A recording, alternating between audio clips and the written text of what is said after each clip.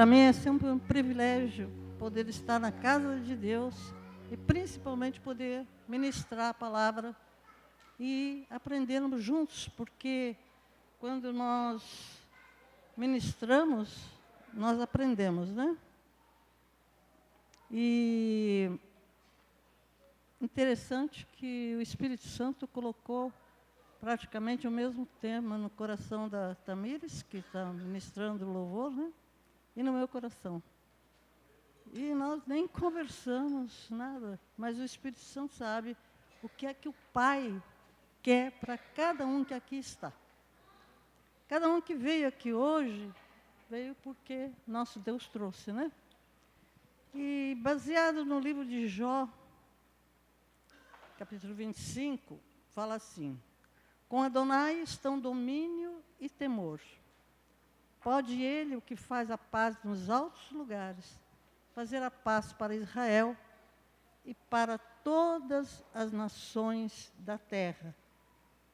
É com esse louvor que nós vamos começar adorando aqui a ministração dessa palavra, né?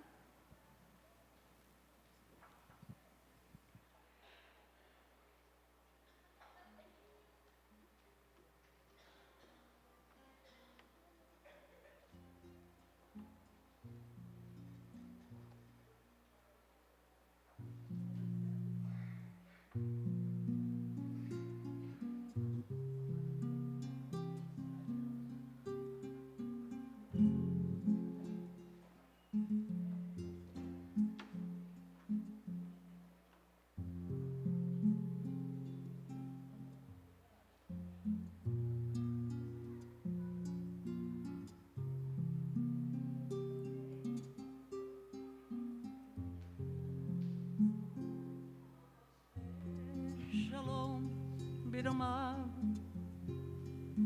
Uya Hase, Shalom Aleinu,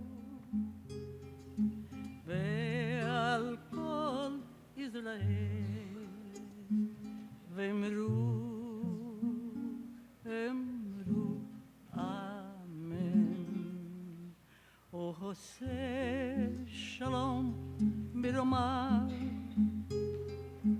Uya Hase Shalom Aleinu Ve'al Kol Israel Ve'emru, Emru, Amen. Ya Hase Shalom, Ya Hase Shalom, Shalom Aleinu ve'al kol Israel. Yahase Shalom, Yahase Shalom, Shalom Aleinu ve'al kol Israel. Yahase Shalom, Yahase Shalom, Shalom Aleinu ve'al kol Israel. Yahase Shalom, Yahase Shalom, Shalom Aleinu ve'al kol Israel.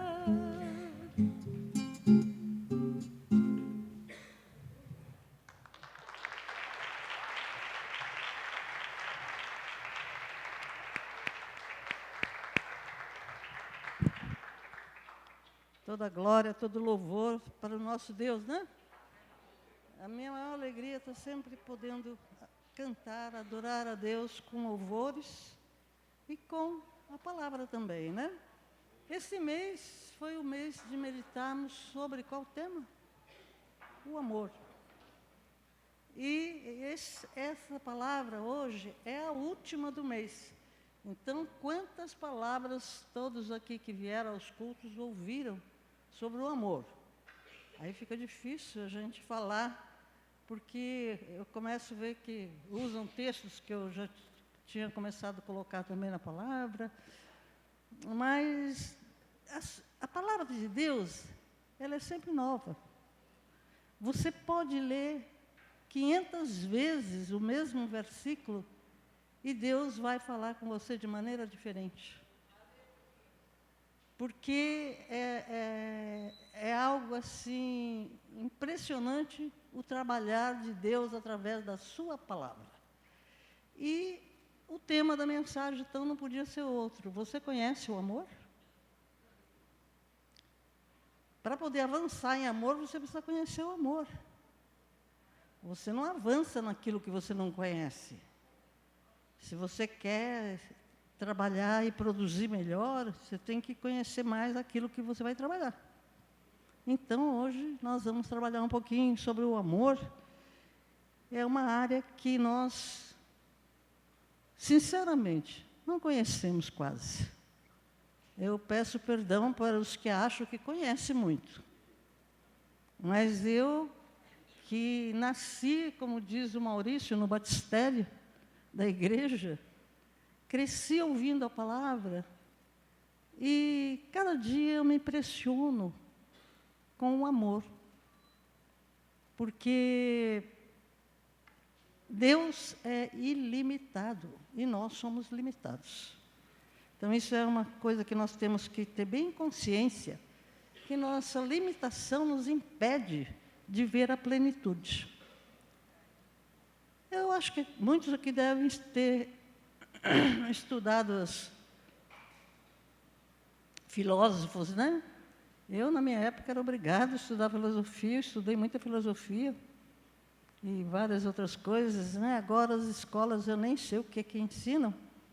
E até hoje fala-se em Platão, Aristóteles e as suas filosofias. E o apóstolo Paulo falou também, porque ele esteve na Grécia, e eles procuravam discutir e definir todo e qualquer conceito.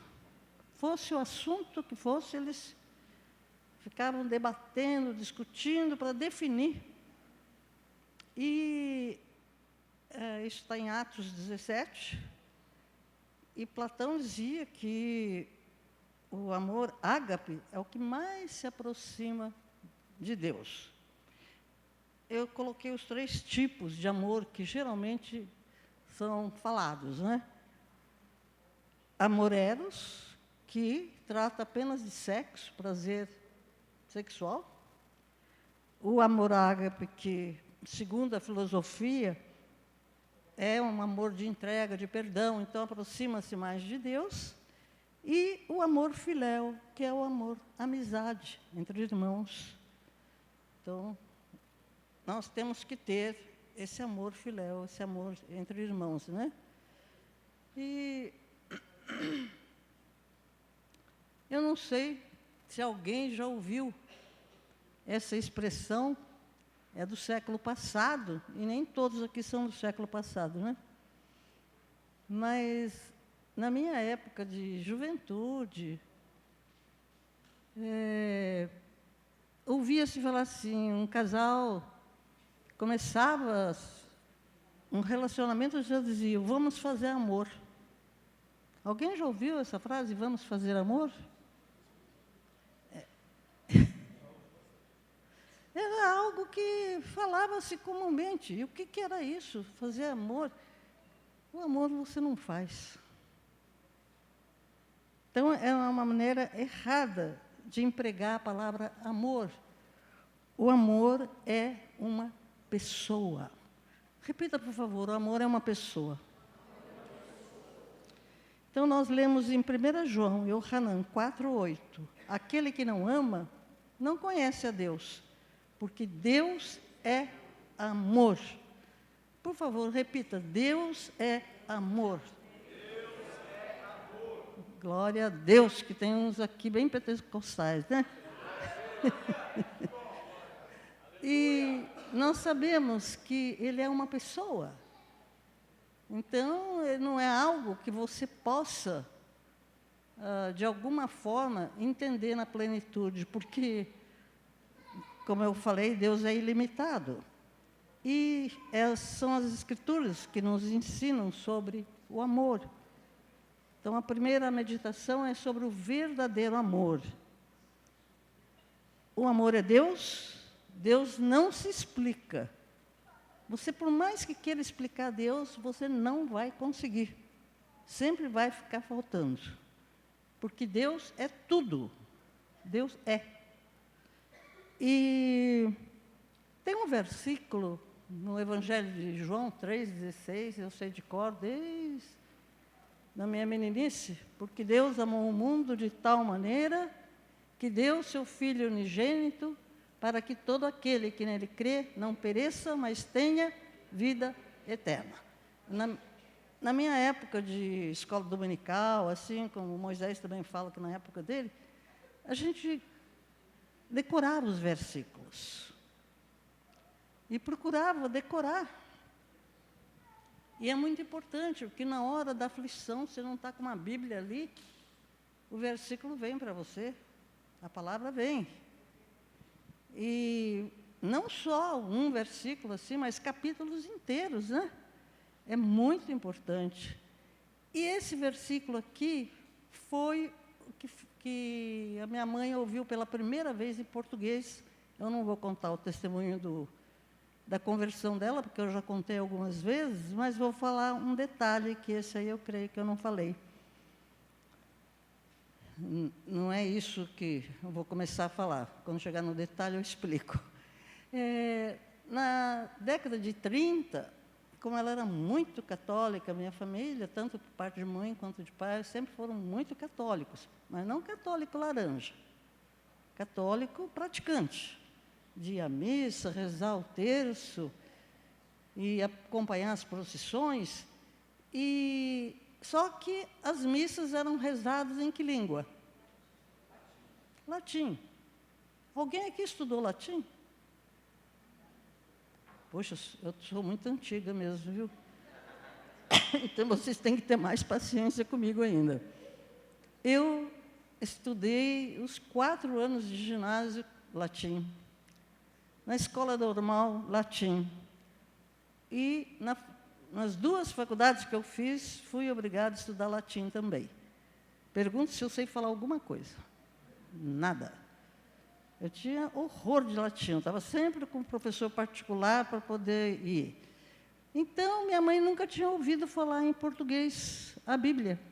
E nessa reunião que ela foi, ela ouviu esse versículo e se converteu a Jesus e ficou felicíssima, porque aí ela sabia que quem levava a pessoa para Deus, que não ia ficar no purgatório, era Jesus. Então, e se apegou a Jesus. E eu creio que todas as pessoas que realmente se convertem, elas têm uma sede e fome de falar dessa bênção para as pessoas. Elas não guardam só para elas, elas querem que outros também vão para o céu. E minha mãe era assim, ela falava para todo mundo sobre a salvação. E naquela época as casas tinham quintais bem grandes, pelo menos as casas que eu morei, sempre os quintais eram grandes, só que meu pai não deixava ter terra, para a gente não levar terra para dentro de casa, então era tudo acimentado, como isso aqui. E tinha os canteiros nas laterais para minha mãe plantar, tinha um caramanchão com uma parreira e tinha uma rede. Minha mãe gostava de ficar naquela rede. E eu me lembro que um dia eu cheguei da escola e escutei minha mãe falando, falei, nossa, tem gente aqui, quem será? E fui entrando, buscando o som da voz dela, e ela estava lá na rede, falando da salvação. E eu... Não tem gelo? Não. Então, acho que eu vou tomar um pouquinho, que eu estou... Obrigada.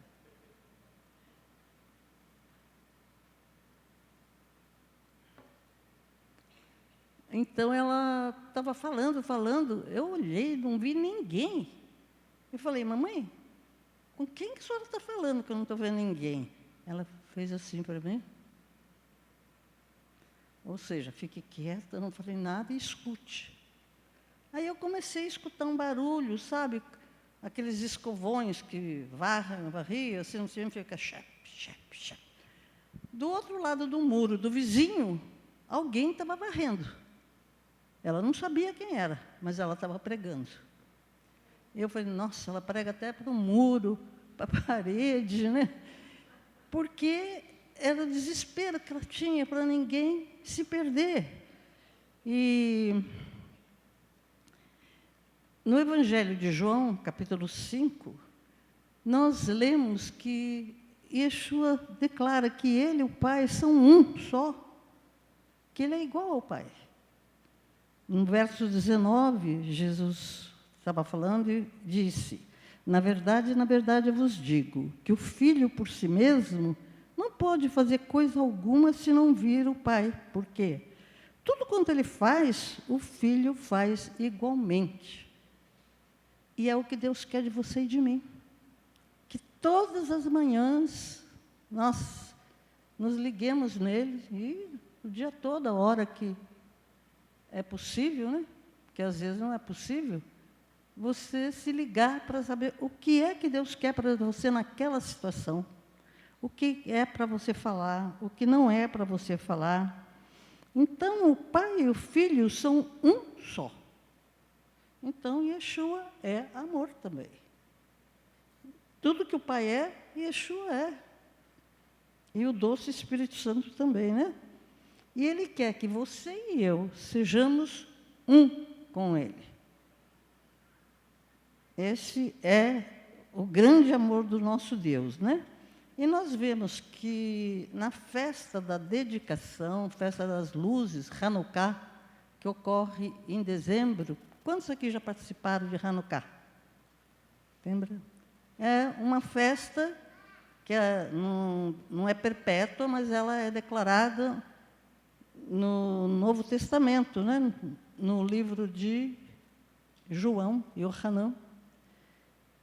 Jesus estava lá, porque Jesus estava sempre no templo, estava sempre ensinando e participava de todas as festas.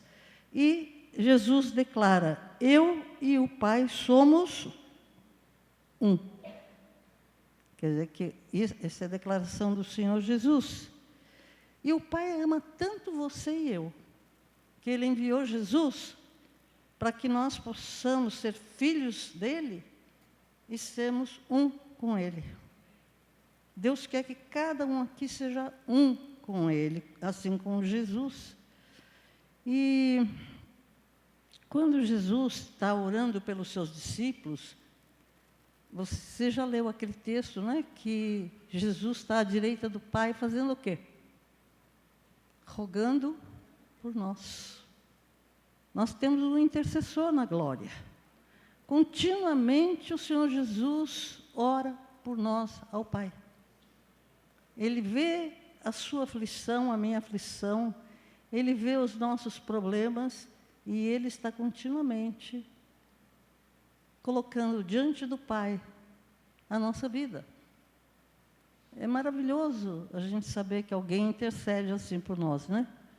E quando Ele começa a falar com os discípulos, porque Ele já estava abençoando os discípulos, já estava próximo da partida dele, no verso 20, capítulo 10, verso 20 de Yohanan, ele fala assim, ele está falando com o Pai, eu não rogo somente por esses quem? Os discípulos, mas também por aqueles que pela sua palavra hão de crer em mim.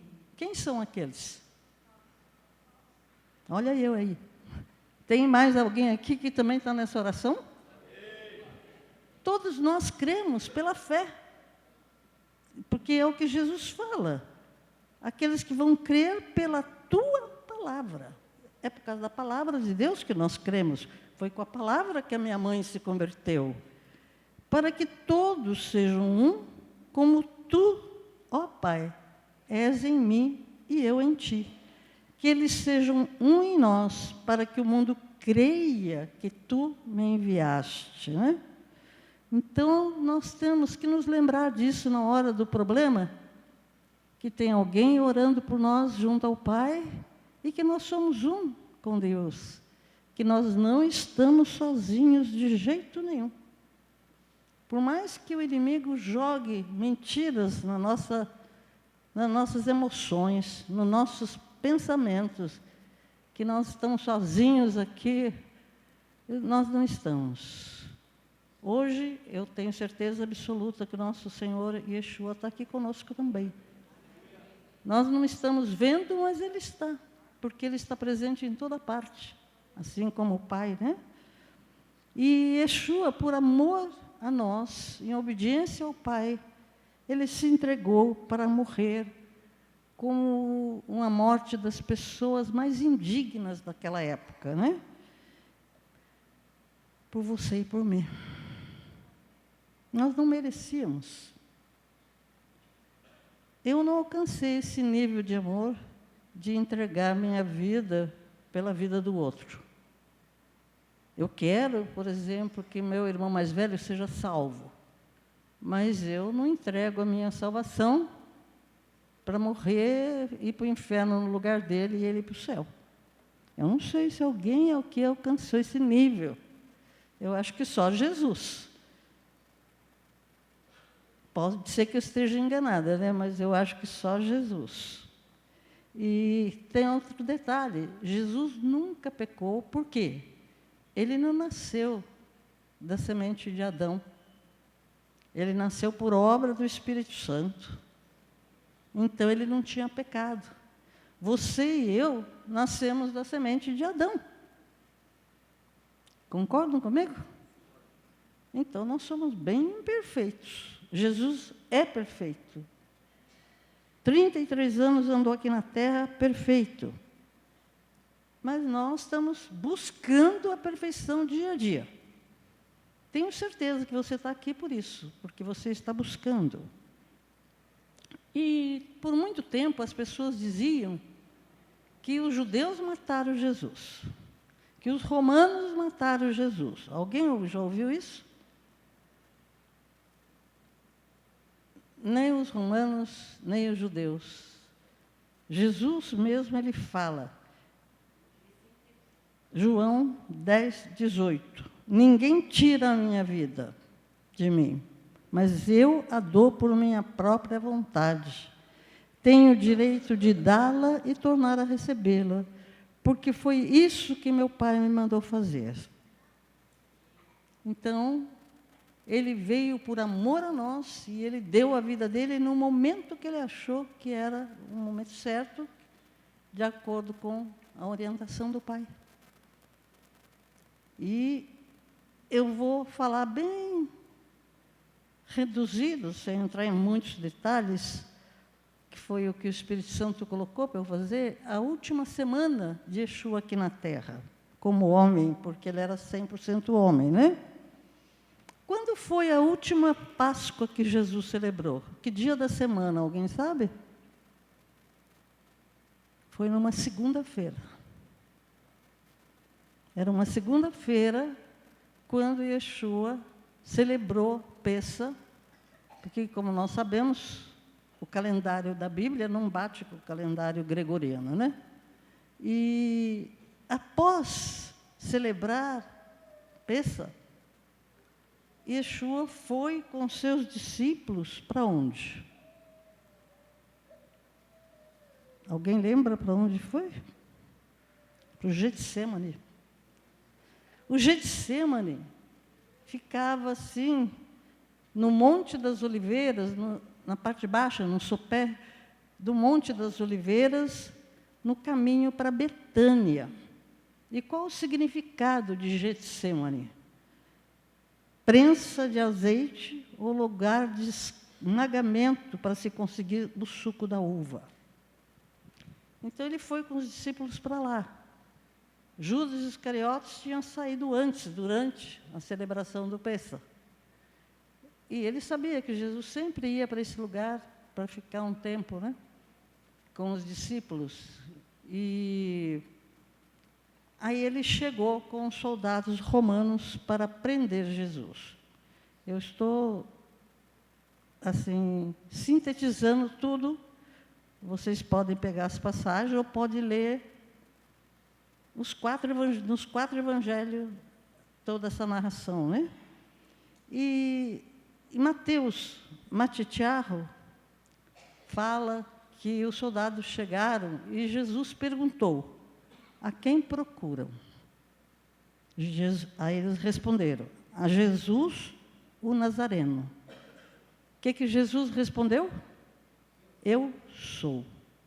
Quando Jesus respondeu isso, está no Evangelho de João 18, 6, 8, os soldados caíram por terra. Aí Jesus voltou a perguntar: a quem vocês procuram? E eles falaram: Jesus, o Nazareno. Olha que Jesus andou 33 anos entre eles e eles não reconheciam Jesus. Ele passava no meio do povo, o povo não reconhecia Jesus. E outra vez os soldados caíram. E depois disso,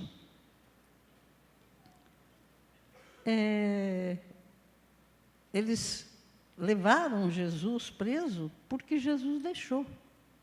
Se Jesus não quisesse, ninguém colocaria a mão nele, né?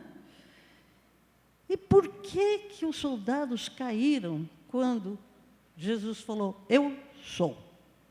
Alguém estudou isso? Vamos lembrar na época de Moisés, no livro de Êxodos, que ele estava lá há 40 anos. Ele foi com 40, então ele já estava com 80. E ele cuidava do rebanho do sogro quando ele teve a experiência com Deus aos 80 anos, vendo o arbusto pegando fogo, mas sem queimar. E aí Deus falou com ele pela primeira vez na vida dele. E falou com ele que ele tinha que ir para o Egito para tirar o povo da escravidão, que ele tinha ouvido o clamor do povo, né? Eu acho lindo quando fala isso, que Deus ouve o clamor. Você pode pensar que não, mas Deus está ouvindo o seu clamor. E quando Moisés ouviu tudo, ele perguntou para Deus: o que eu falo para o povo? Eu vou falar quem que mandou? Eu não sei que nome que eu vou dar, porque o povo vai me perguntar. Quem mandou você vir nos tirar daqui? Aí o que Deus falou para Moisés? Diga que o eu sou mandou. Então você tem que voltar lá em Êxodo para ver de onde surgiu o eu sou.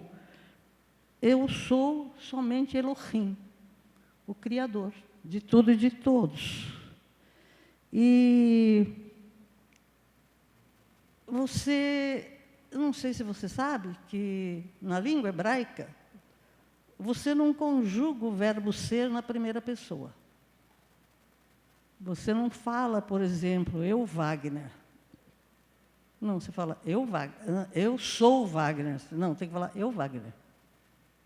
Porque ser é só Deus. Só Deus é. Então, se quer falar a sua profissão, é dentista, é médico, você não vai falar eu sou isso. Não. Eu, dentista. Eu, médico.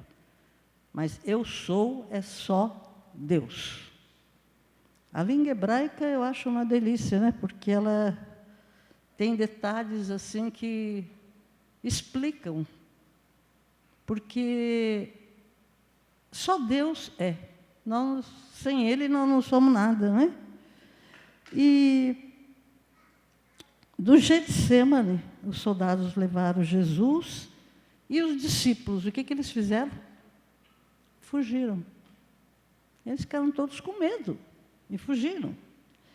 Aí agora, bem sintetizado, o julgamento de Jesus. Os soldados levaram do Getsemane para o Sinédrio. O Sinédrio é um lugar de julgamento onde os líderes judeus julgavam de acordo com a Torá, eles falavam as leis de Moisés, né? E na época era sumo sacerdote Caifás. Então ele era o líder ali, né? E fazia tempo que estava querendo matar Jesus. E todos os lugares que Jesus passou, eu não vou ficar repetindo, ele foi açoitado, foi cuspido, batiam e humilhavam de todas as maneiras que você imagina e que você não imagina. Então, Jesus ficou um tempão no Sinédrio, mas não falou uma palavra.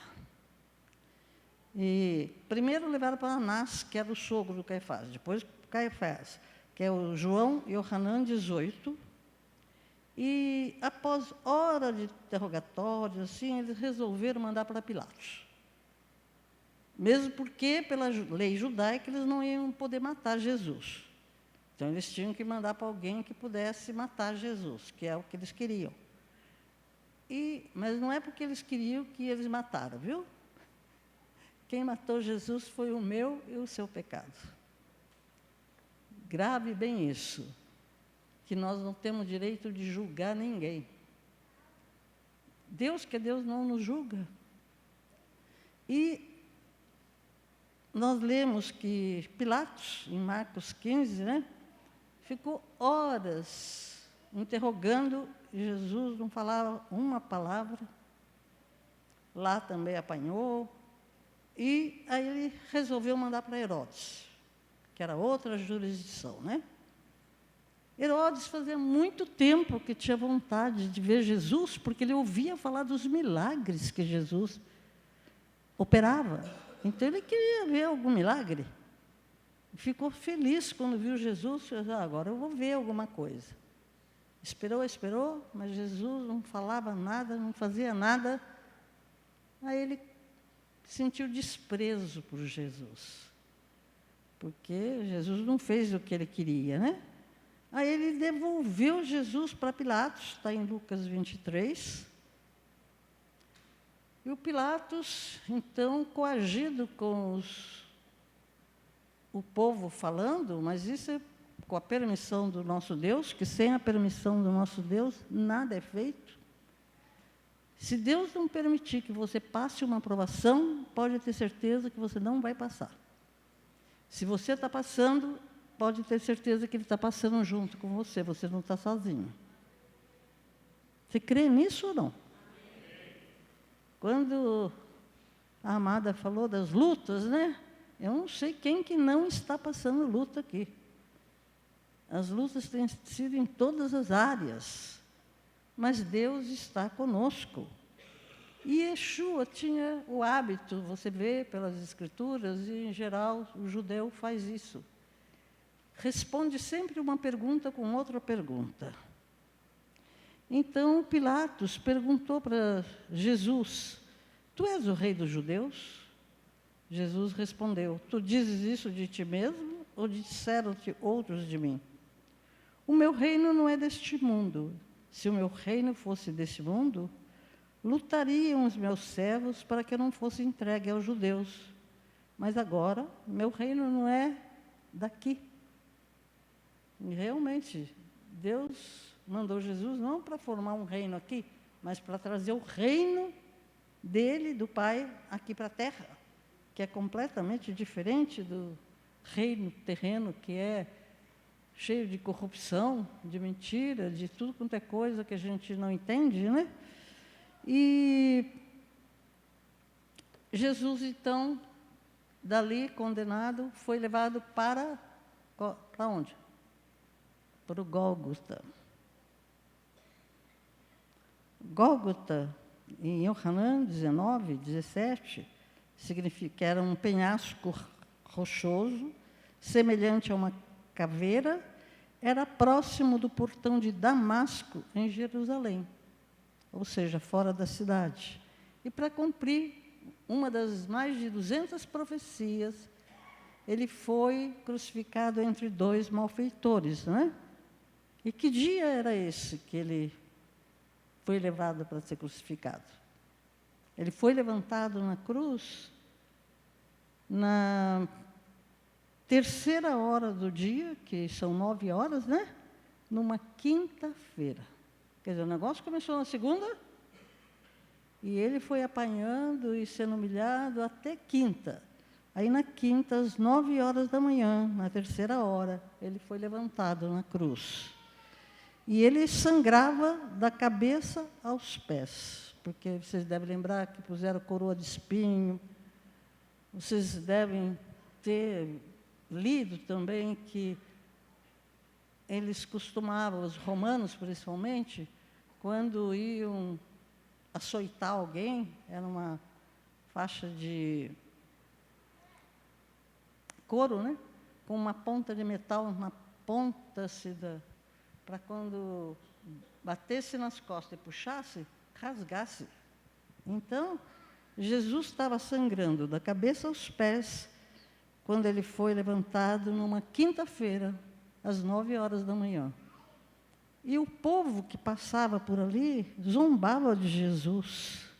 Falava, salve, rei dos judeus. Isso está em Matitiarro 27, 29. Aí as horas foram se passando.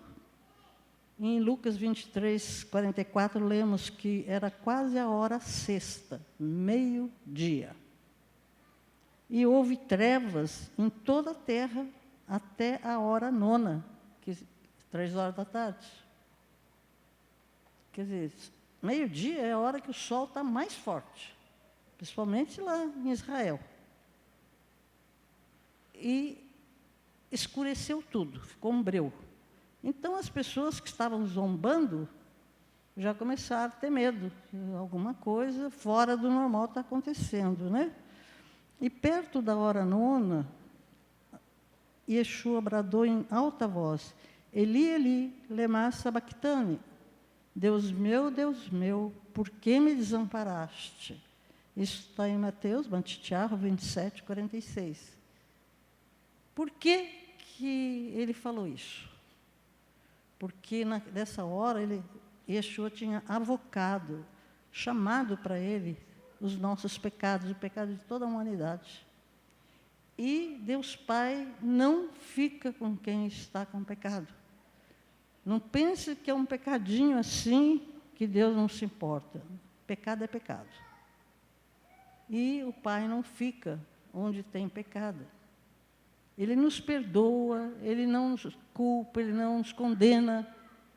Mas se nós virarmos as costas para Ele, Ele vira as costas para nós. Então, nessa hora, Jesus bradou assim, porque o Pai se afastou dele, e em toda a vida dele, naqueles 33 anos aqui na Terra como homem, foi a primeira vez que ele ficou longe do Pai.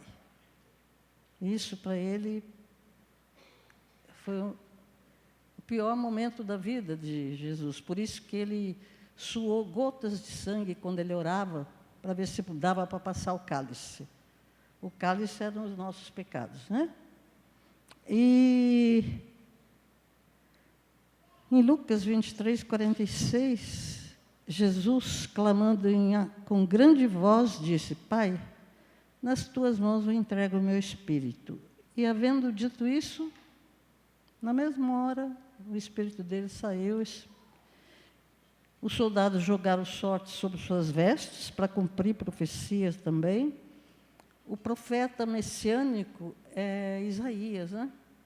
A maior parte das profecias estão lá, mas em toda a palavra tem profecias. Por quê? Para que nós pudéssemos identificar quem é o Messias.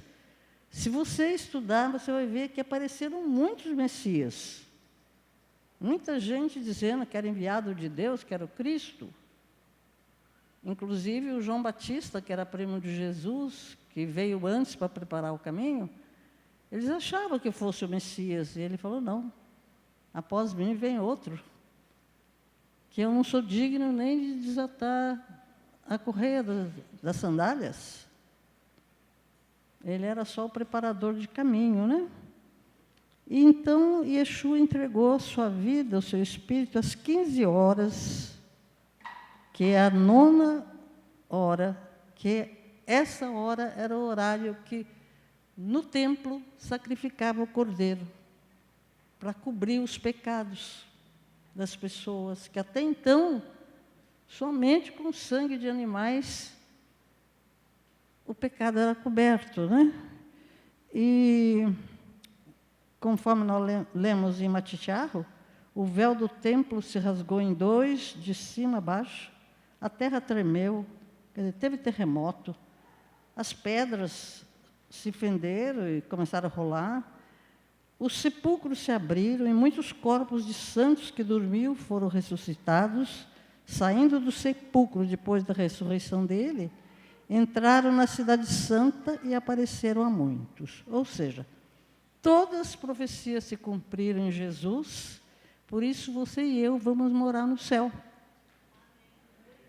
Olha, eu vi uns 2 amém. O resto não vai morar no céu?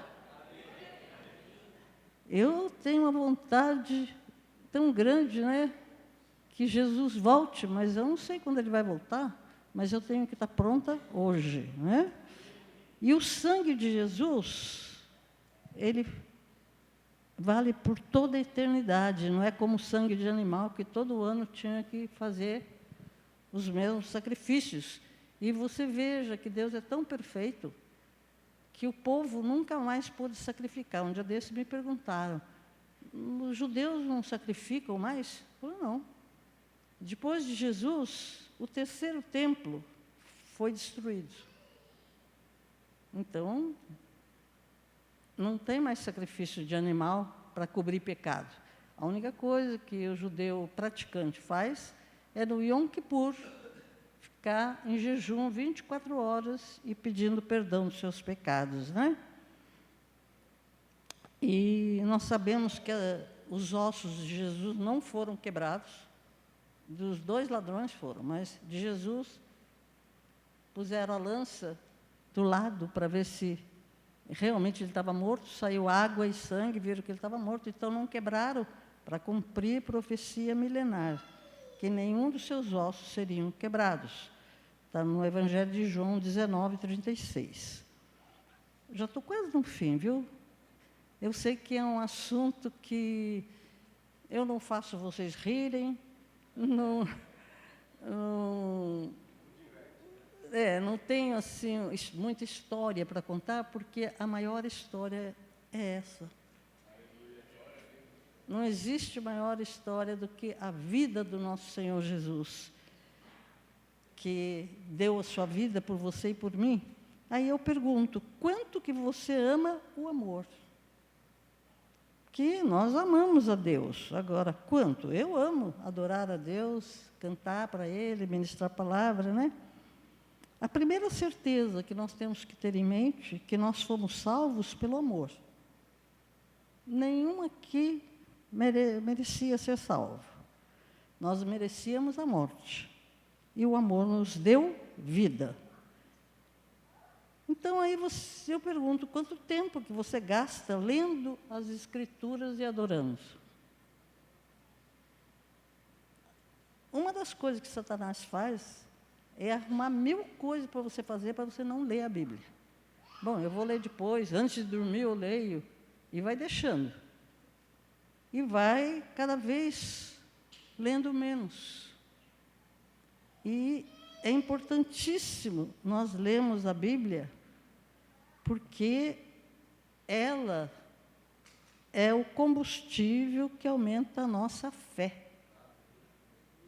Leitura e obediência da palavra de Deus aumenta. Não é o que a palavra de Deus fala?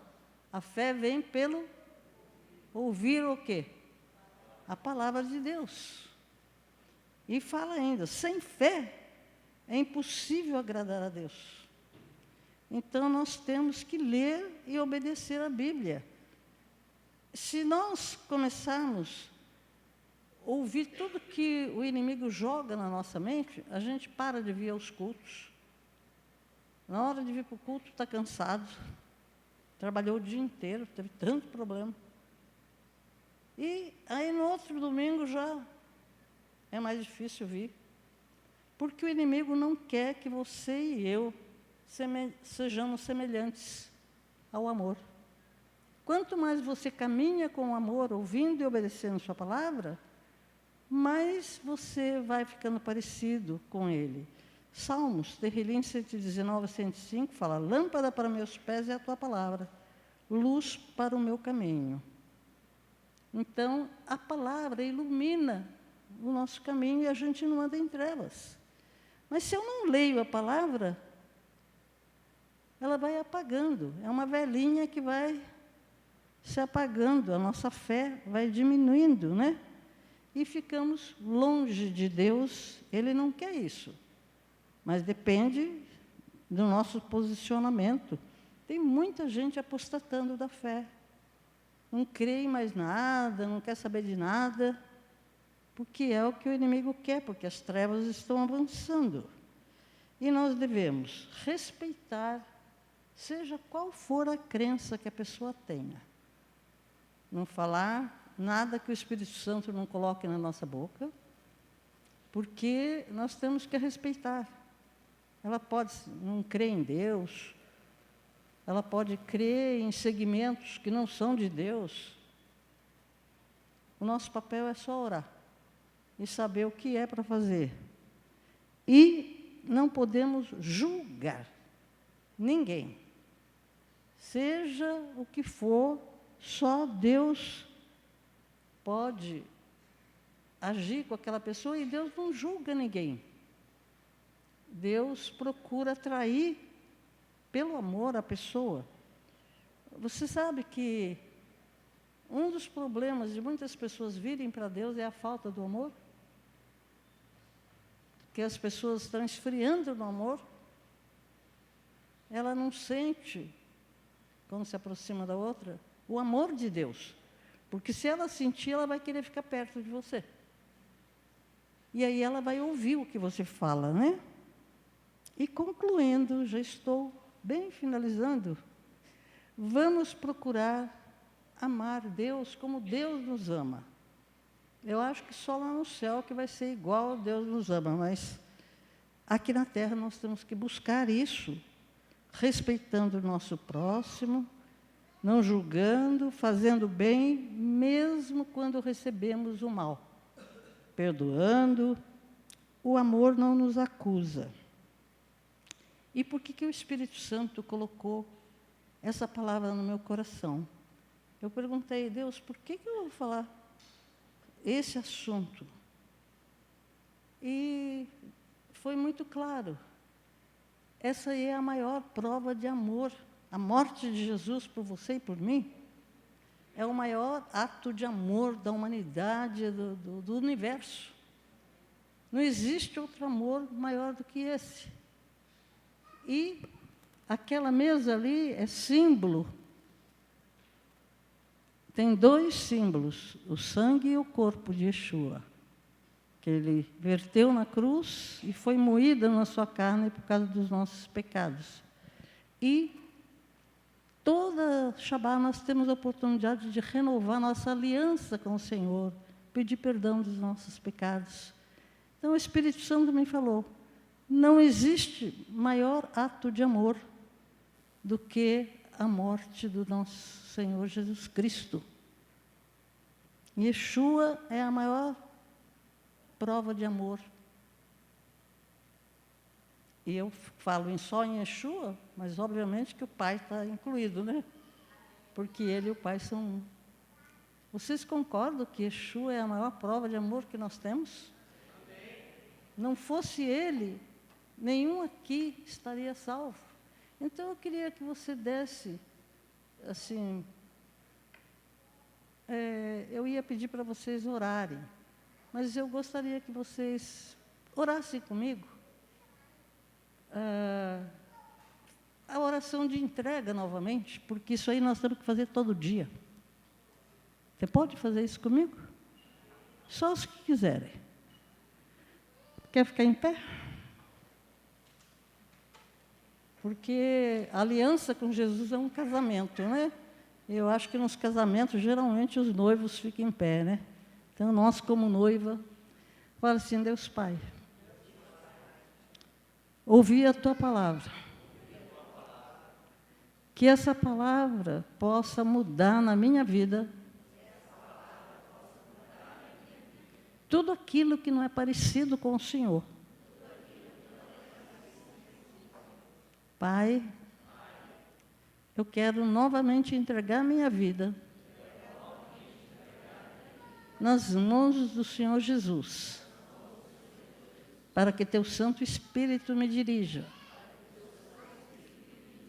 E eu trago o teu reino para a terra, como Jesus trouxe. Amém. Agora vamos nos preparar então para tomar a ceia juntos.